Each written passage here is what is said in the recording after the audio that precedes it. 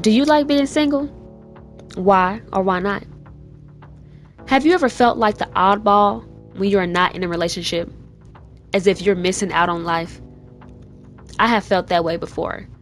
And because of that, I made sure that I kept someone in my life, even when it caused me to settle for less than what I am worth, which was 100% of the time. What I have learned over the years is that being single, not married or booed up, is very crucial to life and one of the most important times of life. Being single is not something to run from. It's not a disease. It's a calling. You are called to do something right now, and it involves just you and God. Here are 5 reasons why I enjoy being single, and you should too. Number 1, you will get closer to Jesus. Man, this is the most beautiful thing about being single.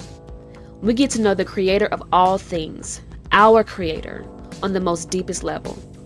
This is a time where you and God can spend as much time together as you want without having to divide your time up amongst other things. He molds us into this young woman we're supposed to be, one with a heart for God, one that is kind, loving, patient, and not a silly woman. He teaches us His word and how to have standards, not giving our body away before marriage, and how to be talked to and treated as a woman. He teaches and trains us on how to listen to His voice and how to trust Him. He knows our future. We don't. So it's important to stick with the one who knows it all.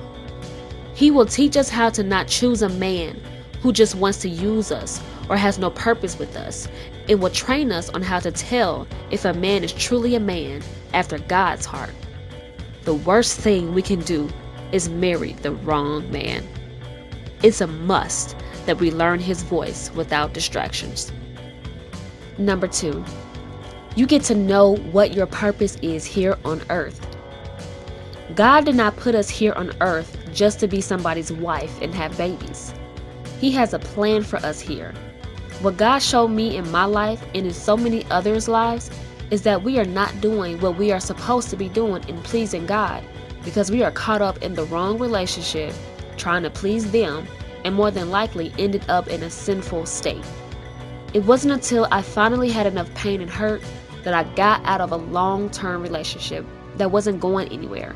And that's when God opened up my eyes and gave me so much more clarity on what my purpose is. I truly feel like this is when life began for me. I felt useful and satisfied. I knew what to do with my days instead of waking up feeling lost. God has a sure purpose for you. Many of us are supposed to be writing books, composing songs, starting businesses, mentoring young women, becoming an artist, and etc., etc. All for the glory of God. But we have been too distracted by a dude to see what we are to be doing. Loneliness is not the absence of a relationship, but the absence of purpose. Number 3, you get to learn who you are. Have you ever been in a room and felt isolated or awkward because you didn't know anyone there? You had no one to joke with or relate to. Well, picture going through life that way, always being around strangers, except the stranger is actually you. Not knowing who you are as a young woman will cause a lot of unwanted and unnecessary problems in life. You will always find yourself looking for validation in others, asking others for their opinions, and never being confident to make decisions on your own. Learn what you like and don't like, what makes you happy or sad, if you should go to college, and if so, what to major in. When we don't know who we are, it doesn't make sense to get into a relationship with someone and try to figure out who they are. We end up spending so much time on them and realize that self is just as lost as the day before we got into the relationship. Number 4, you are able to live with less distractions. I heard it said that when you are married, you have more distractions. Delightful distractions, but still distractions.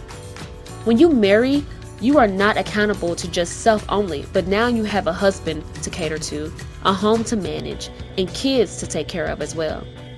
You won't be able to just up and leave whenever you want, like you can when you're single. One of the things I love about being single is that the only person I have to take care of is me. When I'm dressed, everybody's dressed.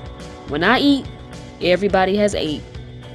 I get to sleep on both sides of the bed. If I don't shave my legs today, it's okay because it's just me. And girl, you know what I'm talking about. Oh, and guess what? I get to choose how my money is spent. Yes. I save, of course, but it feels so good to walk into a store and choose to buy a couple of outfits if I really wanted to. God desires our single season to be spent with Him. But if you have children, don't dare be discouraged or feel disqualified from whatever He has for you.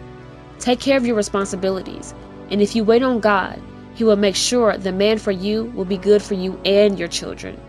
Whether you are single with or without children, God saw it before you did and has a plan just for your life.